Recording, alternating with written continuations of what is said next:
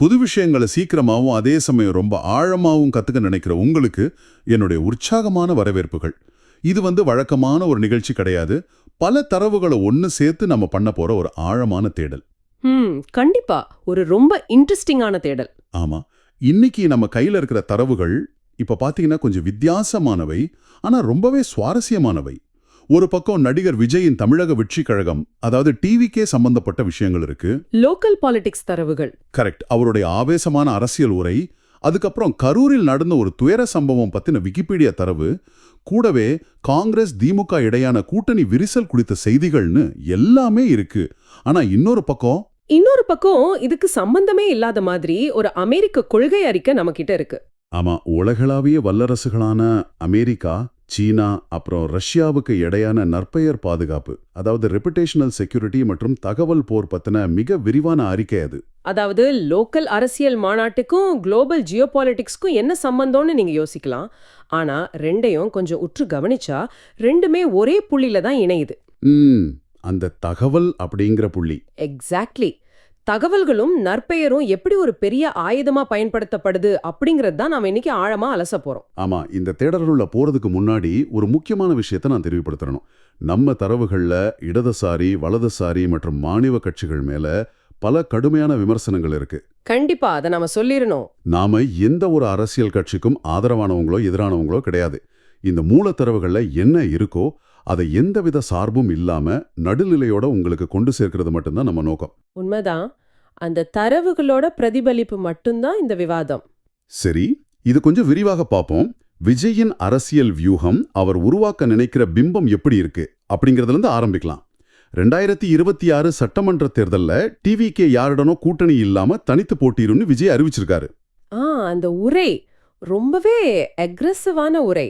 ஆமா, அந்த உரையை நீங்க கவனிச்சீங்கன்னா அது சாதாரண அரசியல் உரை மாதிரி இல்ல. முந்தைய ஆட்சியாளர்கள், அதாவது அதிமுகவினர் பாஜகவுக்கு அடிமையா இருந்தாங்கன்னும், தற்போதைய ஆட்சியாளர்களான திமுகவினர் மறைமுகமா அடிமையா இருக்காங்கன்னும் மிக கடுமையான குற்றச்சாட்டுகளை வைக்கிறாரு. ஒரு பைசா ஊழல் செய்ய மாட்டேன் அப்படின்னு அவர் சொல்றதும் அந்த நரேட்டிவோட ஒரு பகுதி தான். கரெக்ட். எல்லாவற்றுக்கும் மேலா தன்னுடைய நேர்மையை முன்னிறுத்துறாரு. இப்ப இந்த இடத்துல தான் நம்ம ஒரு விஷயத்த கவனிக்கணும். ஒரு புது அரசியல் கட்சியை ஆரம்பிக்கும் போது மக்கள் மனசுல அவங்கள எப்படி ரெஜிஸ்டர் பண்றாங்க அப்படிங்கிறது ரொம்ப முக்கியம். ஒரு அரசியல் பிம்பத்தை உருவாக்குற உத்தி. ஆமா, விஜய் தங்களை ஒரு மாற்று சக்தியா காட்டிக்கிறதுக்கு ஒரு வரலாற்று ஒப்பீட்டை கையில எடுக்கிறாரு. பிரிட்டிஷ்காரங்களை எதிர்த்து நாட்டை மீட்ட ராணி வேலு நாச்சியார அவர் சுட்டி காட்டுற விதம் ரொம்பவே திட்டமிடப்பட்ட ஒரு வியூகம். சின்ன மருது பெரிய மருது அப்படின்னு அவர் பேசினது கரெக்ட். வேலு நாச்சியாருக்கு உதவியா இருந்த சின்ன மருது, பெரிய மருது, அப்புறம் தற்கொலை படையா மாறின குயிலி, இவங்களையெல்லாம் தன்னுடைய தொண்டர்களுக்கும் குறிப்பா தன்னுடைய கட்சியின் பெண்கள் படைக்கும் ஒப்பிட்டு பேசுறாங்க. கற்சான குயில்கள் நிறைந்த பெண்கள் படை அப்படின்னு அவர் சொல்லும்போது கூட்டத்தில் ஒரு பெரிய இமோஷனல் கனெக்ட் உருவானதை நம்மளால பார்க்க முடிஞ்சது. ஆனா அவர் ஏன் குறிப்பா வேலுநாச்சியாரையும் குயிலியையும் தேர்ந்தெடுக்கணும்? இத ஒரு பரந்த கண்ணோட்டத்தோட இணைத்து பார்த்தா இதுக்கு பின்னாடி ஒரு பெரிய உளவியல் இருக்கு. மக்கள் மனசுல ஏற்கனவே வேலுநாச்சியார், குயிலி மாதிரியான வரலாற்று தலைவர்கள் மேல ஒரு பெரிய மரியாதையும் உணர்வு பூர்வமான பிணைப்பும் இருக்கு. அந்த பிணைப்பை இப்போ தங்களுக்கு சாதகமா மாத்துறாங்க. எக்ஸாக்ட்லி. ஒரு புது தலைவன் தன்னை அந்த வரலாற்று பிம்பத்தோட இணைச்சுக்கும் போது மக்களோட தர்க்க ரீதியான கேள்விகளை தாண்டி நேரடியா அவங்களோட உணர்வுகளோட பேச முடியுது. அதாவது ஆளுங்கட்சியும் எதிர்கட்சியும் ஊழல்வாதிகள், நான் உங்களை மீட்க வந்த ஒரு மாற்று சக்தி அப்படின்னு தன்னை நிலைநிறுத்திக்க அவர் பயன்படுத்தும் மிகச்சிறந்த தகவல் தொடர்பு உத்தி. இந்த உத்தி எந்த அளவுக்கு வேலை செய்யுதுன்னா பல வருஷமா இருக்கிற கூட்டணிகள்ல கூட இது விரிசலை ஏற்படுத்துது. ஆமா, காங்கிரஸ் திமுக கூட்டணியில நடக்கிற விஷயங்கள் பாத்தீங்கன்னா காங்கிரஸ் தலைவர்களான பழனிக்குமார், மாணிக்கம் தாகூர் எல்லாம் டிவிகேவோட கூட்டணி வச்சா 70 இடங்கள்ல ஜெயிக்கலான்னு வெளிப்படையாவே ஆளும் திமுகவுக்கு பிரஷர் கொடுக்கறாங்க. இது அதிமுகவினர் தங்களோட கொள்கை ரீதியான கூட்டணியை வச்சு விமர்சனம் பண்றாங்க.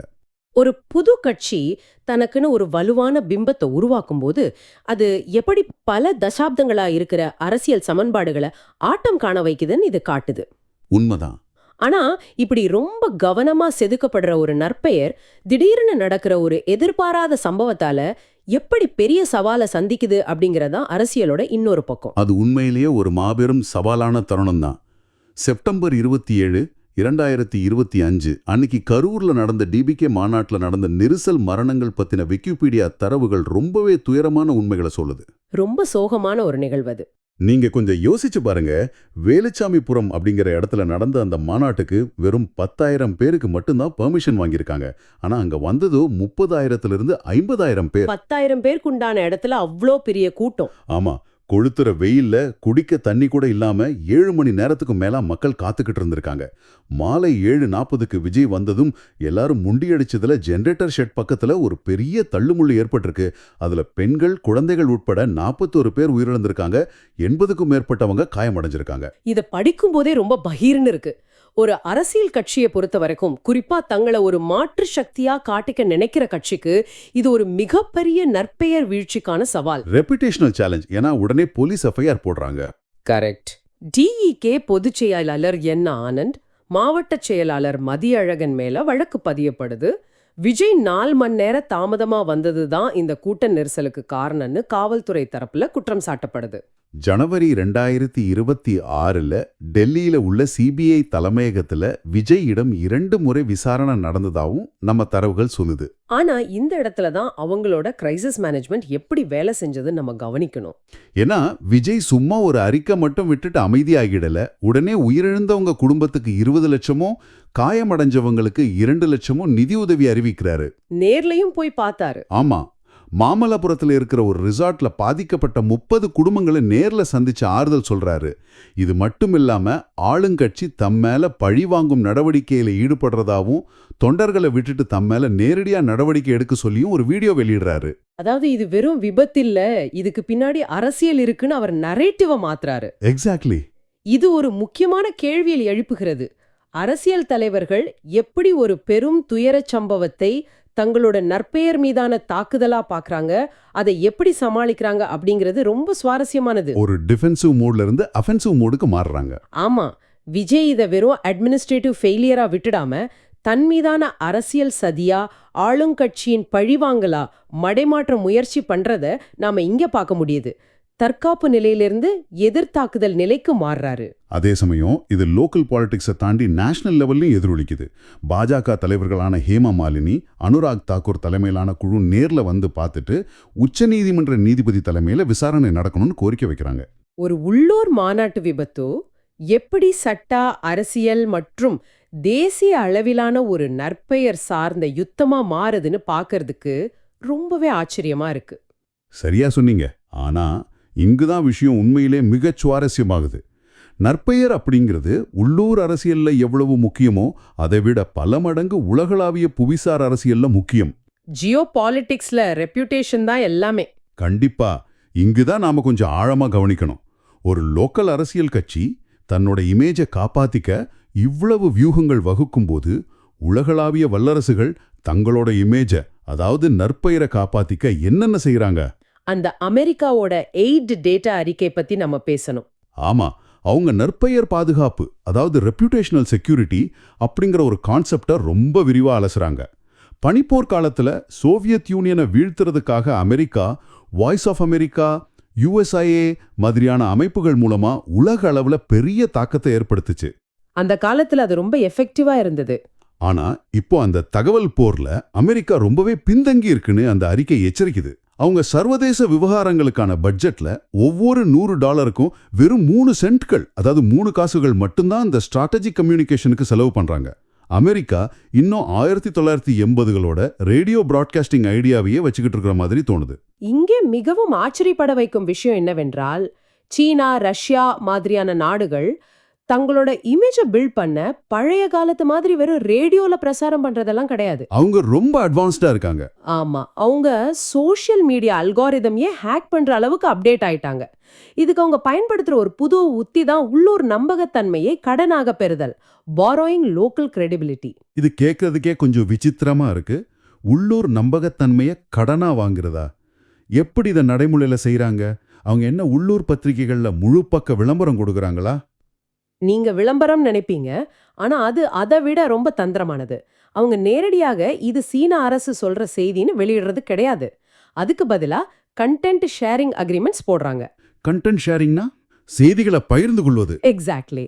சீனா உலகெங்கிலும் சுமார் 429 உள்ளூர் ஊடகங்களோட இந்த மாதிரி ஒப்பந்தங்கள் போட்டிருக்காங்க. ஓ, அப்போ ஒரு சாதாரண மனுஷன் காலையில எழுந்து காஃபி குடிச்சுக்கிட்டே தன்னோட ஊர்ல ரொம்ப வருஷமா வர்ற ஒரு நம்பகமான பத்திரிகையை படிக்கும் பொழுது அதுல இருக்கிற செய்தி உண்மையிலேயே அந்த உள்ளூர் ரிப்போர்ட்டர் எழுதுனதா இல்ல சீனாவோட சின்குவா ஏஜென்சி எழுதுனதான்னு அவனுக்கே தெரியாது, அப்படிதானே? 100% உண்மை. இது ஒரு ட்ராய் நகர குதிரை மாதிரி நம்பகமான உள்ளூர் ஊடகம் அப்படிங்கிற போர்வைக்குள்ள தங்களோட பிரச்சாரத்தை ரொம்ப ஈஸியா உள்ள நுழைச்சிடுறாங்க. யாருக்கும் எந்த சந்தேகமும் வராது. கண்டிப்பா சாதாரண மக்களுக்கு தங்கள் வாசிக்கிறது சீன கம்யூனிஸ்ட் கட்சியோட பிரச்சாரம்னே தெரியாது. ஆப்பிரிக்காவுல பல நாட்டு தலைவர்கள் இன்னைக்கு அமெரிக்காவோட வளர்ச்சி மாடலை விட சீன மாடலை அதிகம் விரும்புறாங்கன்னு தரவுகள் சொல்லுதுன்னா அதுக்கு இந்த மாதிரியான சைலண்ட் பிரச்சாரங்கள் தான் முக்கிய காரணம். சரி, இது சீனாவுடைய வியூகம். ரஷ்யா என்ன பண்றாங்க? ஏன்னா 2 நாடுகளும் ஒரே மாதிரியான உத்தியை பயன்படுத்துறது இல்லைன்னு அந்த அறிக்கை சொல்லுது. ரஷ்யாவோட வியூகம் சீனாவிலிருந்து முற்றிலும் மாறுபட்டது. சீனா தங்களை ஒரு நல்ல நாடா, பொருளாதார ரீதியா சிறந்த நாடா காட்டிக்க விரும்புறாங்க. ஆனா ரஷ்யா தங்களை நல்லவங்களா காட்டிக்கிறத விட மத்த ஜனநாயக நாடுகள் எவ்வளவு மோசமா குழப்பமா இருக்குன்னு காட்டுறதுல தான் குறியா இருக்காங்க. அவங்க ஊடகங்களான ஆர்டி, ஸ்புட்னிக் மூலமா. கரெக்ட். இதுக்கு அவங்க ஆர்டி, ஸ்புட்னிக் மாதிரியான தங்களோட அரசு ஊடகங்களை பயன்படுத்துறாங்க. அவங்க முக்கியமா டார்கெட் பண்றது சமூக பிளவுகளை. சமூக பிளவுகள்னா இப்போ ஒரு நாட்டுல ஏற்கனவே இருக்கிற சாதி, மதம், இனம் இல்ல பணக்காரன் ஏழை அப்படிங்கிற மாதிரியான பிரச்சனைகளை சொல்றீங்களா? எக்ஸாக்ட்லி. அவங்க புதுசா எந்த பிரச்சனையும் உருவாக்குறது இல்ல. ஏற்கனவே ஒரு சமூகத்துல விரிசல்கள் இருக்கும் இல்லையா, அதை தேடி கண்டுபிடிச்சு அந்த விரிசல்ல பெட்ரோலை ஊத்தி பத்த வைக்கிறது தான் அவங்க வேலை. வலதுசாரி, இடதுசாரி, தேசியவாதிகள்னு யாருக்கெல்லாம் அதிருப்தி இருக்கோ அவங்கள குறிவைக்கிறாங்க. ஆமா, அவங்களுக்கு சாதகமான செய்திகளை, சில சமயம் போலி செய்திகளை தொடர்ந்து பரப்பி சமூக வலைத்தளங்கள்ல ஒரு பெரிய மாய தோற்றத்தை உருவாக்குறாங்க. லத்தீன் அமெரிக்காவில் ரஷ்யாவோட ஸ்பானிஷ் மொழி ஆர்டி ஊடகம் எவ்வளோ பெரிய தாக்கத்தை ஏற்படுத்தி இருக்குன்னு 8 டேட்டா அறிக்கை தெளிவா சுட்டி காட்டுது. இதனால அந்த நாடுகள்ல மக்கள் தங்களோட சொந்த ஜனநாயக அமைப்புகள் மேலேயே நம்பிக்கை இழந்துடுறாங்க. அதுதான் அவங்களோட அல்டிமேட் கோல். அப்போ ஒரு விஷயத்தை உற்று கவனிக்கும் போது ரொம்பவே ஆச்சரியமா இருக்கு. ஒரு பக்கம் நம்ம லோக்கல் பாலிடிக்ஸ்ல விஜய் தன்னுடைய கட்சியின் சின்னமான விசில், தன்னுடைய பல லட்சம் தொண்டர்கள் படை, அப்புறம் வேலு நாச்சியார் மாதிரியான வரலாற்று நாயகர்களின் பிம்பத்தை வச்சு ஒரு புது அரசியல் களத்தை உருவாக்குறாரு. தன்னுடைய நற்பெயருக்கு ஒரு பாதிப்பு வரும்போது உடனே அது அரசியல் சதியா மாத்தி தன் இமேஜை காப்பாத்திக்கிறார். உள்ளூர் அளவிலான நற்பெயர் மேலாண்மை. ஆமா. இன்னொரு பக்கம் உலக வல்லரசுகள் பல பில்லியன் டாலர்களை செலவு பண்ணி 429 ஊடக ஒப்பந்தங்கள் மூலமாவும் டிஜிட்டல் தொழில்நுட்பங்கள் மூலமாவும் தங்களோட குளோபல் இமேஜை பில்ட் பண்றாங்க. ரெண்டுக்கும் அளவுல தான் வித்தியாசமே தவிர உத்தியும் நோக்கமும் ஒண்ணுதான். அதாவது மக்கள் என்ன நினைக்கணும்னு தீர்மானிக்கிறது. ரொம்ப சரியான ஒப்பீடு. ரெண்டுமே அடிப்படையில நரேட்டிவ் கண்ட்ரோல் தான். ஆனா இதுல அமெரிக்காவுக்கு என்ன பரிந்துரை சொல்லப்படுதுன்னு பார்க்கணும். சீனாவுக்கும் ரஷ்யாவுக்கும் போட்டியா அமெரிக்காவும் கோடிக்கணக்கில் பணத்தை கொட்டி பிரச்சாரம் பண்ணக்கூடாதுன்னு 8 டேட்டா அறிக்கை சொல்லுது. அதுக்கு பதிலா என்ன செய்யணும்னு சொல்றாங்க? ஜனநாயக நாடுகளுக்கே உரித்தான ஒரு தனித்துவமான பலத்தை பயன்படுத்தணும்னு சொல்றாங்க. அதுதான் ஏசிமெட்ரிக்கல் அட்வான்டேஜ். அது என்ன அசிமெட்ரிக்கல் அட்வான்டேஜ்? ஜனநாயகத்தோட பலமே வெளிப்படைத்தன்மை தானே, அதை எப்படி ஒரு ஆயுதமா மாத்துறது? அதான் விஷயமே. சர்வாதிகார நாடுகள் போலி செய்திகளை பரப்பும்போது அதுக்கு பதிலடியா இன்னொரு பிரச்சாரத்தை பண்றதை விட சுதந்திரமான பத்திரிகையாளர்களை உருவாக்குறது, உண்மையான தரவுகளை வெளிப்படையா மக்கள் மன்றத்துல வைக்கிறது, விவாதங்களை ஊக்குவிக்கிறது மூலமா மட்டுமே இந்த தகவல் போர ஜெயிக்க முடியும்னு அந்த அறிக்கை ரொம்ப ஆழமா சொல்லுது. இருட்டை விரட்ட இன்னொரு இருட்டை பயன்படுத்த முடியாது, வெளிச்சத்தை தான் கொண்டு வரணும். மிகச் சரியா சொன்னீங்க. ஆமா, இதை கேட்கும்போது ஒரு விஷயம் தோணுது. நீங்க காலையில காஃபி குடிச்சுக்கிட்டே படிக்கிற ஒரு செய்தி உண்மையிலே உங்க ஊர் பத்திரிகையாளர் எழுதுனதா இல்ல 429 ஒப்பந்தங்கள்ல ஒன்னா சீனா உள்ள நுழைச்சதான்னு எப்பதாவது நீங்க யோசிச்சிருக்கீங்களா? நிறைய பேர் இதை யோசிக்கிறதே இல்ல. அல்லது ஒரு உணர்ச்சிகரமான அரசியல் உரையை கேட்கும்போது உங்களை அறியாமலே ஒரு வரலாற்று தலைவரோட பிம்பம் அந்த புது அரசியல்வாதி மேல படிகிறத நீங்க உணர்ந்திருக்கீங்களா? ஒரு விபத்து நடக்கும்போது அது விபத்தா இல்ல அரசியல் சதியான விவாதம் மாறும்போது உண்மையிலே அது யாருடைய லாபத்துக்காக செய்யப்படுதுன்னு நாம் சிந்திக்கிறோமா? இந்த விழிப்புணர்வு தான் இன்னைக்கு ரொம்ப ரொம்ப முக்கியம். எந்த ஒரு தகவலையும் அப்படியே ஏத்துக்காம இத யாரு சொல்றா, ஏன் இப்ப சொல்றாங்க, இதுக்கு பின்னாடி இருக்கிற உளவியல் என்னன்னு கேள்விகள் கேட்க ஆரம்பிக்கும் போதுதான் நாம உண்மையை புரிஞ்சுக்க முடியும். ஆகவே இதற்கெல்லாம் என்ன அர்த்தம்? நாம் படிக்கிற ஒவ்வொரு செய்தியும், கேட்கிற ஒவ்வொரு உரையும், அது கரூர்ல நடக்கிற லோக்கல் மாநாடா இருந்தாலும் சரி, உலகளாவிய வல்லரசுகளோட அறிக்கையா இருந்தாலும் சரி, இது எல்லாமே ஒரு மிகப்பெரிய செஸ் போர்டுல நகர்த்தப்படுற காய்கள் மாதிரி தான். Reputation is a weapon. நற்பெயர் அப்படிங்கிறது இங்க ஒரு பெரிய ஆயுதம். அது எப்படி கவனமா உருவாக்குறாங்க, அதை சுத்தி எப்படி ஒரு கோட்டையை கட்டுறாங்க, ஒரு சறுக்கல் வரும்போது அதை எப்படி திருப்பி தாக்கி மீட்டெடுக்கிறாங்க அப்படிங்கறத இன்னைக்கு நாம ரொம்ப ஆழமா பல கோணங்கள்ல பார்த்தோம். இந்த தரவுகள் அலசின வரைக்கும் நாம பார்த்தது வெறும் மனிதர்கள் உருவாக்குற வியூகங்களை மட்டும்தான். ஆனா நாம போக போற எதிர்காலம் இதை விட பல மடங்கு சிக்கலானது. கண்டிப்பா.